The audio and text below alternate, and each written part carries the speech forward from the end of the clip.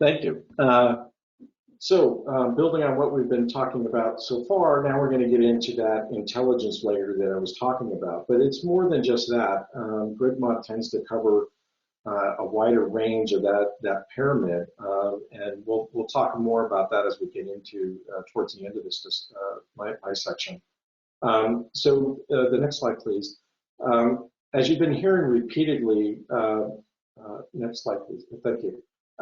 So we really do believe that you need to start with what it is that you're trying to accomplish. So what we call in the grid modernization approach, the DSPX approach, as principles and objectives. The principles are those principles for your state, for your commission, in terms of what it is that you're trying to accomplish with your work.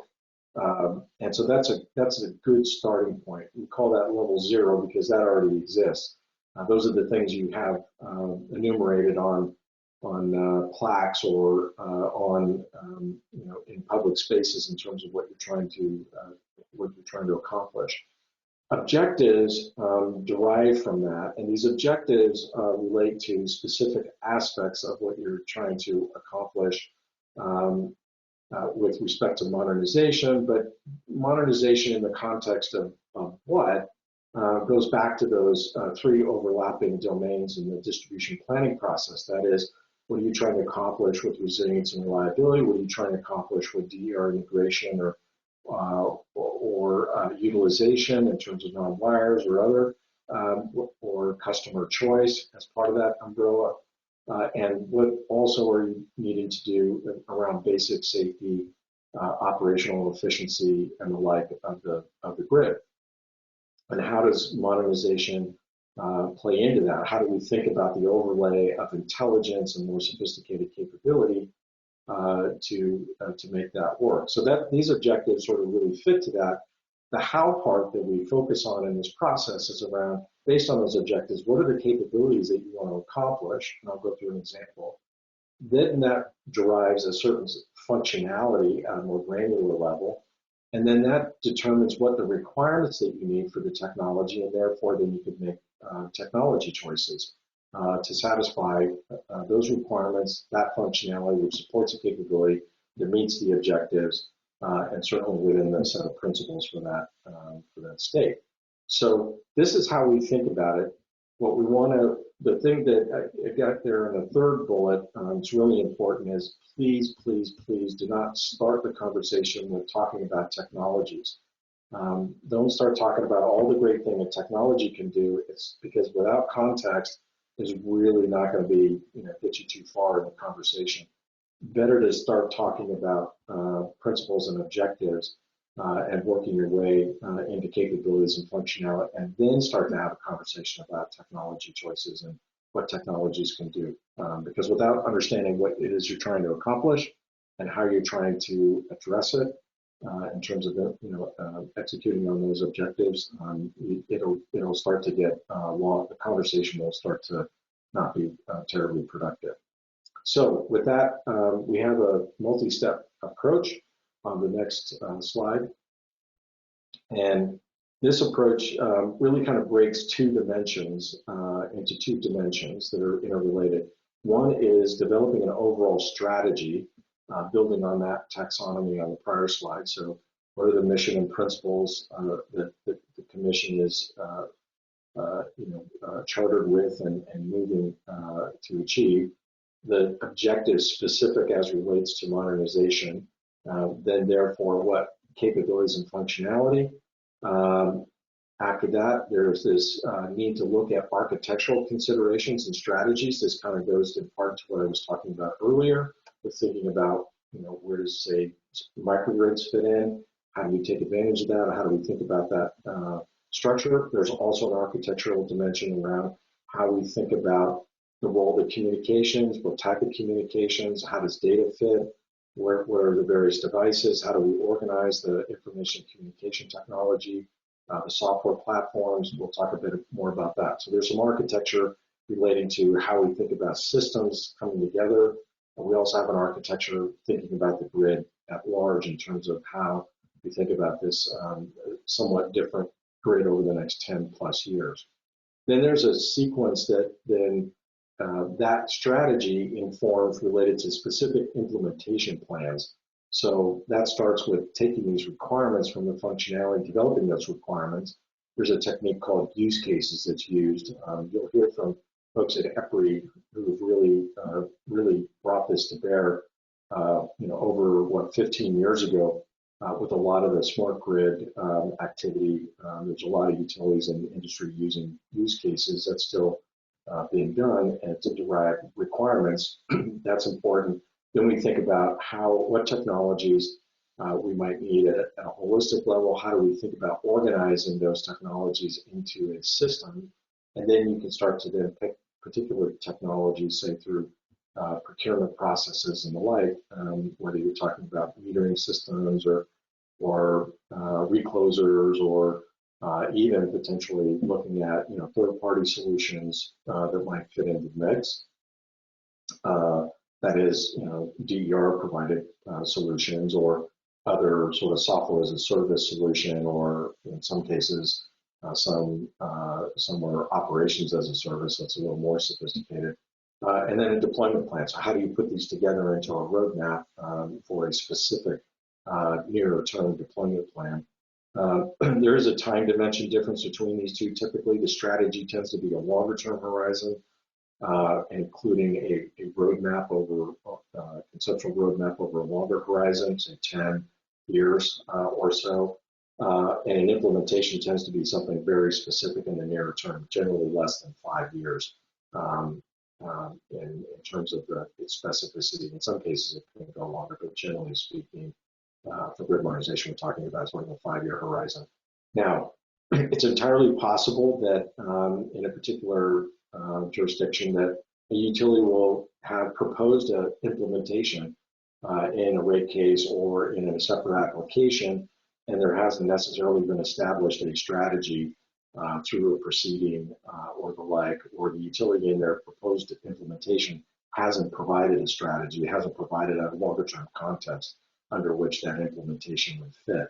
And I think here, what we're trying to point out that while you may not have gone through a strategy development process, although a number of states have pursued that, and then that would then inform these implementations.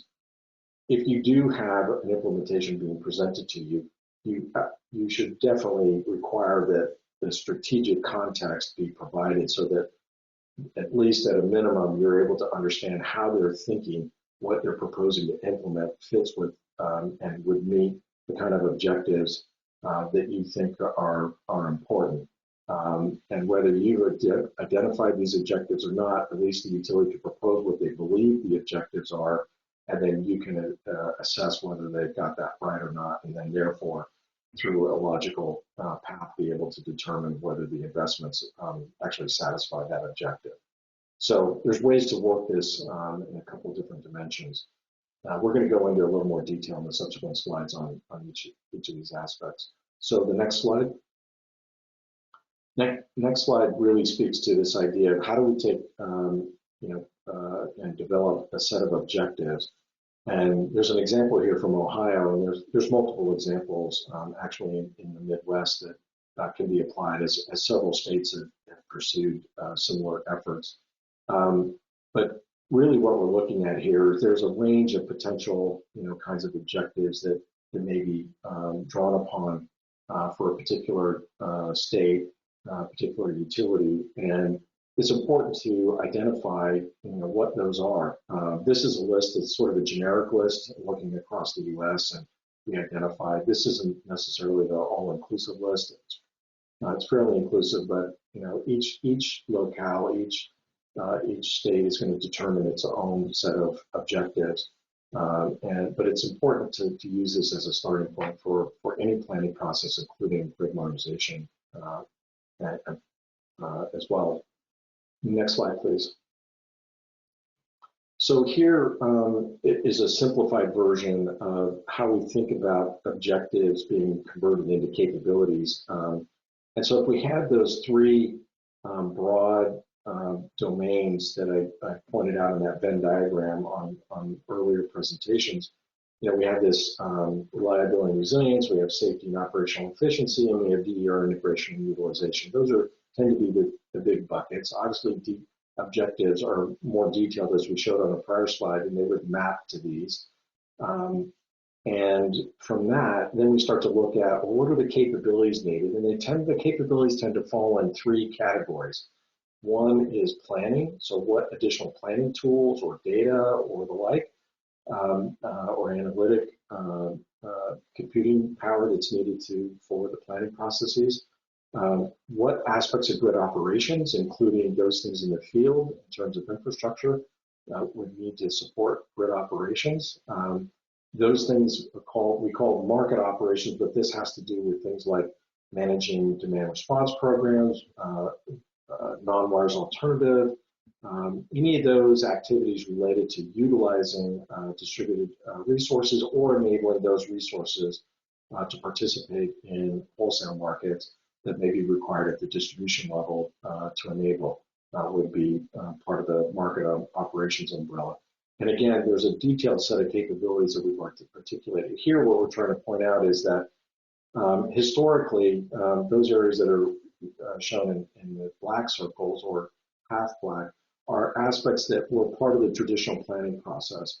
The blue shaded aspects are those that are sort of the new areas that we've had to think a little differently, both in the planning process and how to address those in the grid modernization function.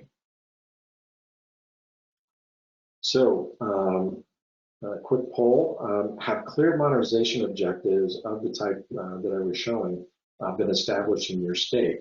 In some cases, this may be through legislation or regulation. Has it been proposed by the utility? If it hasn't been in the state, or has it been by both? Not yet on either case, or it's not clear whether they have been established.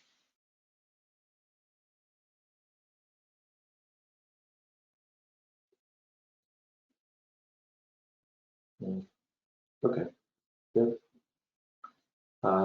Okay, so thank you. So let's go on to the next slide.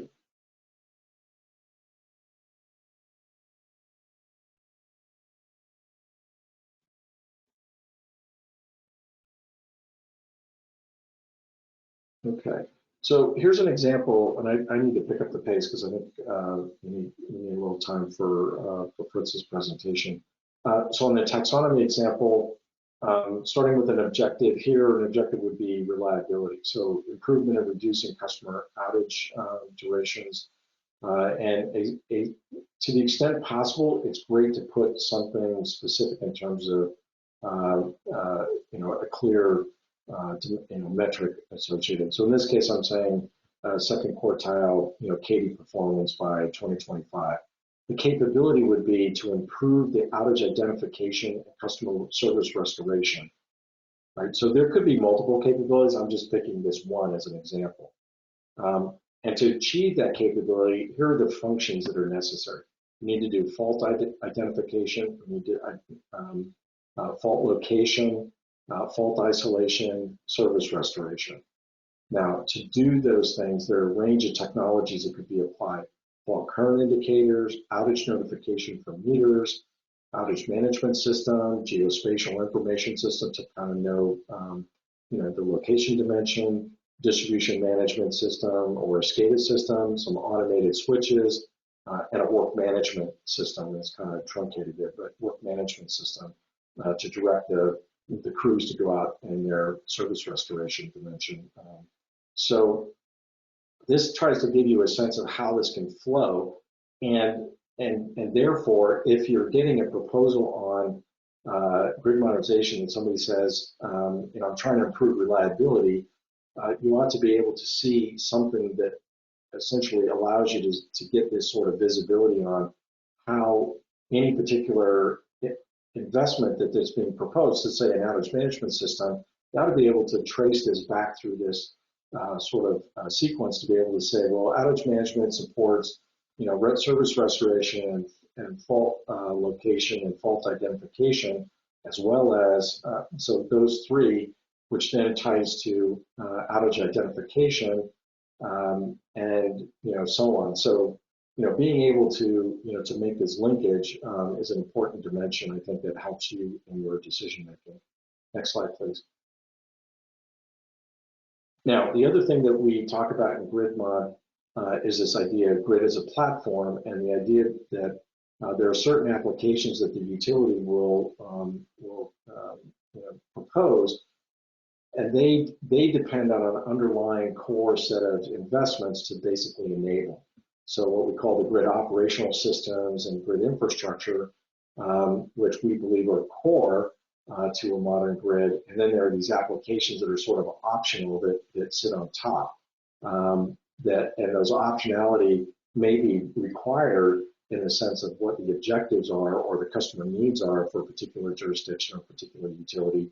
But fundamentally what we mean by core is that these investments support multiple sort of applications, whether it's inside the utilities represented by the blue or for others like DER aggregators or microgrid developers that will need these various core systems for their applications, for their services that they're looking to provide. And then there are some market operational systems that go in hand as well. Things like DERMS that will become an important component if you are going to have some of these other DER services being provided and the like. Next slide, please. So this slide just, and many of you may have seen this slide, this just takes that concept and goes deeper. You can see the core components that we've identified here. This was developed over several years, and this is now, I think on the average, about 4 years old. And it seems to have sort of stood up to a lot of scrutiny. And again, this is to basically describe that as you go through this process, trying to understand which elements are sort of core to what you need to accomplish in your area, as well as those things that we call applications that are sort of modules that can sit on top of this core and provide value as needed, as identified in the planning process. Next slide, please. So this next slide is basically illustrating that you want to understand your starting point. And so you can take that diagram, as several utilities and commissions have done, and basically just do a very quick high-level shading to get a sense of like how far along are we in our modernization on these various dimensions, recognizing in some cases you have field deployments or software deployments that go in modules or in the field, obviously by individual units being implemented. So these things can have a life where there's an evolution to them. But it's important to understand this. Now, typically, it isn't just left with this kind of a pictorial view, but rather there's a more detailed analysis that supports this high-level conceptual view. Next slide, please. So we talked about this hierarchy earlier today, and what I've done here is just shown where grid modernization tends to fall across the country in terms of the focus. And the reason I'm highlighting that with grid modernization with respect to microgrids is just that there's pretty sophisticated technologies that the utility needs to implement on their side, on their systems, to be able to make microgrids really work effectively in terms of what's trying to be accomplished with resilience and reliability. And you can see, as I noted earlier, that reliability and resilience really covers a large range of these kinds of investments, and then asset planning, where that tends to fall traditionally in its scope. So you can see that there's a need, as if there are different groups within a utility looking at these different dimensions. If you have different proceedings on these different topics, there are overlaps, and you'll want to understand those overlaps for a particular utility, for your particular state, to be able to understand how you can ensure that you get the most efficient and effective portfolio of investments. The next slide, please. Sequencing investment. This sort of waterfall type chart builds on the technologies that are selected. There's a logical sequence that might happen with respect to predecessor investments that are necessary before you do the next one. There are also, as I was talking about, these core investments and applications.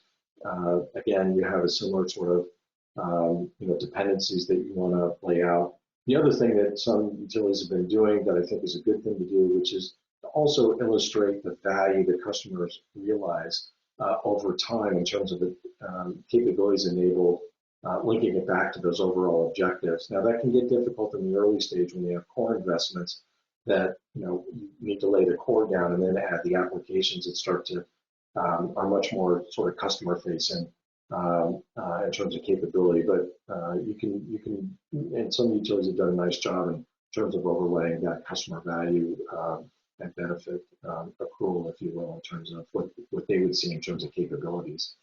Next slide. Thank you. Did we skip over the consideration? We can come back to that. Oh, that's right. We're going to do that at the end.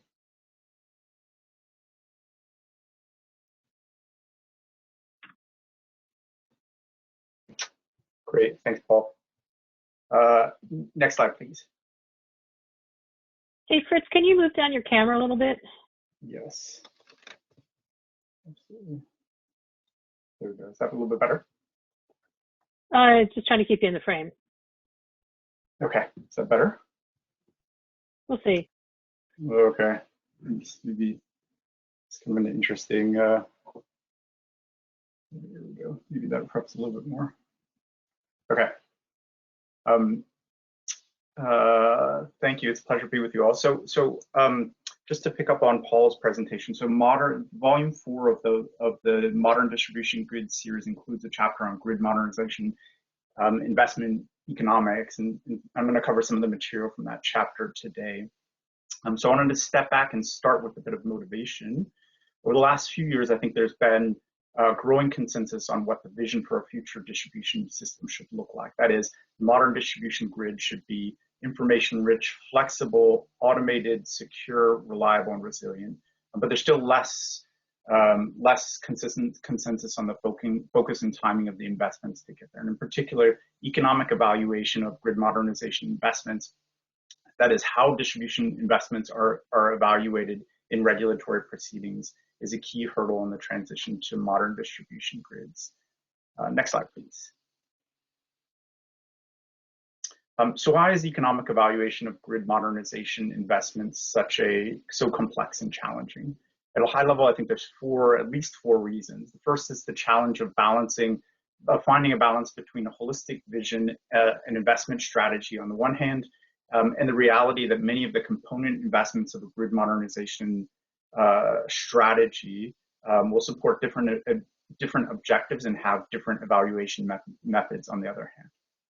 And the second challenge is maintaining appropriate separation between distribution investments in grids, investments in the distribution grid and investments in resources. So investments in the grid that support distributed generation versus the distributed generation itself. The third is that many grid modernization investments will have joint and interdependent benefits. What this means is that the benefits are hard to isolate and they depend on other investments. And then the fourth challenge is uncertainty, including uncertainty over costs, timing of need, and technology maturity and potential technology obsolescence. Next slide, please.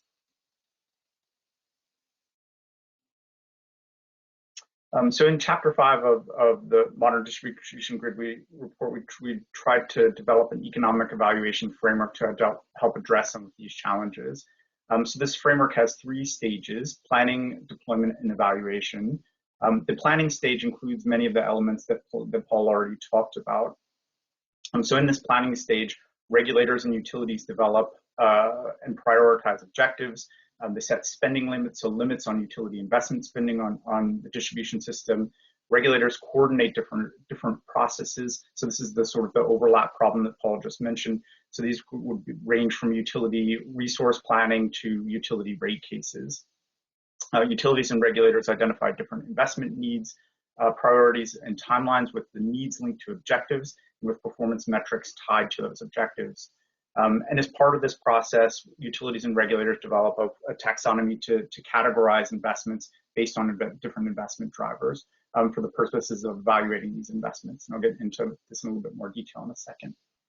Next step is that utilities make distribution investments. And then lastly, they evaluate investments against performance metrics and adapt investment strategies accordingly. This process of sort of continued evaluation and adaptation is really critical to this whole process because it sort of goes without saying that we're never going to get everything right the first time. We're going to have to learn and adapt. And so building that learning and adaptation into the sort of the process through which we both evaluate and sort of deploy investments is really critical. Next slide, please. Uh-oh.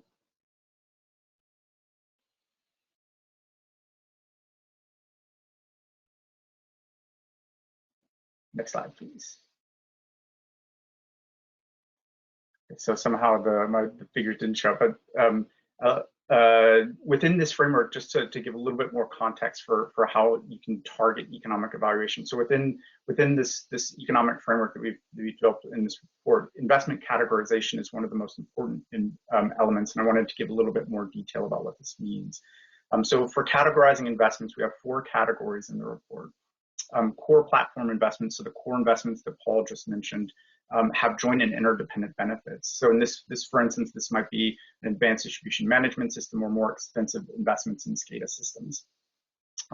Investments that are needed for compliance with reliability and safety standards or that are needed to proactively integrate distributed energy resources. So these might be, for instance, circuit upgrades in parts of the distribution system that have chronically low reliability. Third category is investments that have net customer benefits, meaning that these investments will lead to net benefits in the form of reduced bills for some or all customers. And importantly, this is not the resource itself, it's not the distributed generation itself, it's the investment in the grid to support the distributed generation. And then lastly the last category is investments that are driven by customer choice. These could be things like community investments in undergrounding or customer interconnection costs that are triggered through the interconnection process. For joint benefit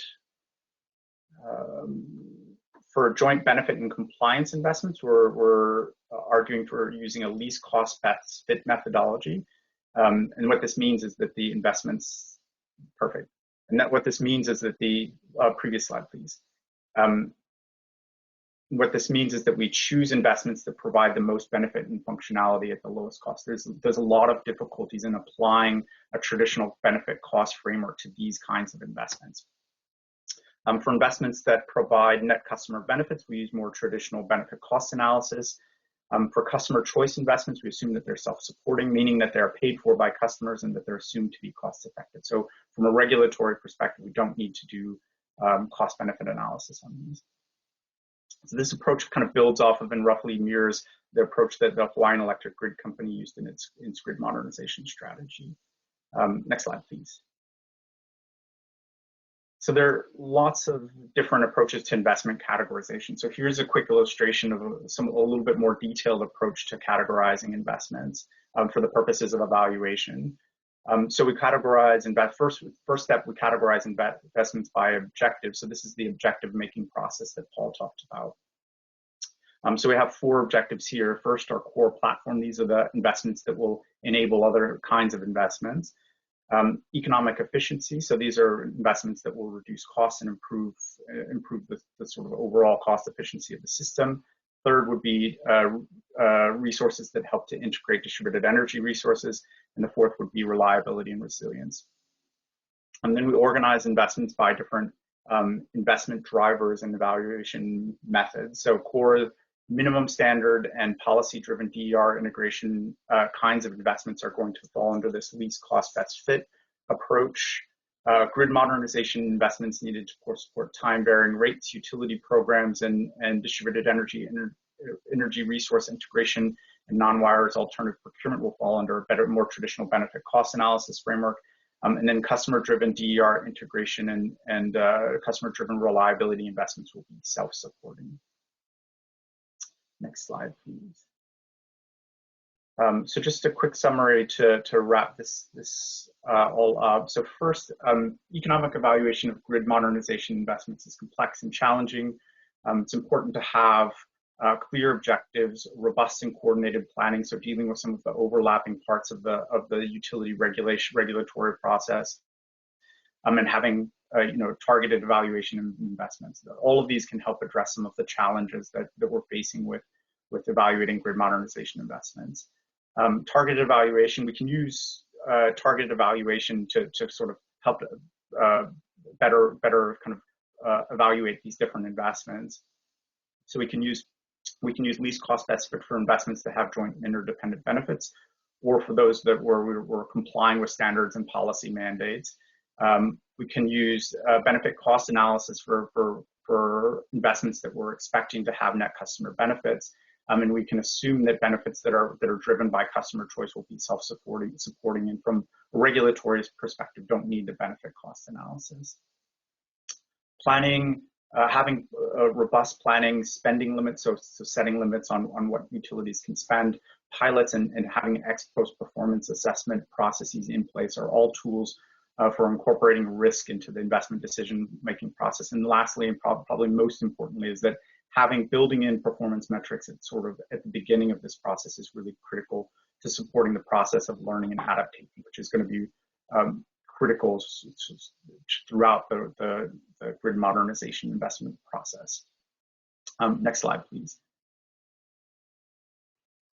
So to close, a key part of making from a regulatory perspective, a key part of making the right or smarter grid modernization investments is in asking the right questions. So this is a list of questions that states and regulators can ask of their utilities, and I'll just go through this really quickly in the interest of time. So first, how, to Paul's polling question, have objectives been established in policy or regulation or proposed by the utility? It sounds like the answer is, in a lot of states, is probably no, but this is a really important first step.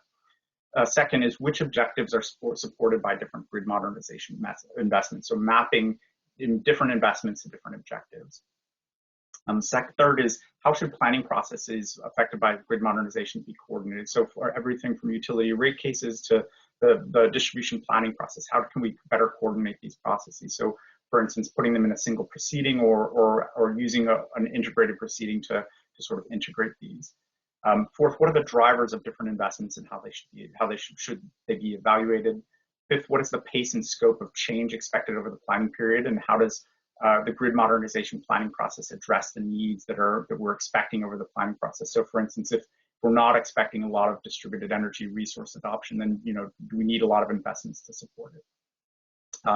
Next, what are reasonable levels of spending and rate impacts for grid modernization investments? How do we set appropriate levels of spending?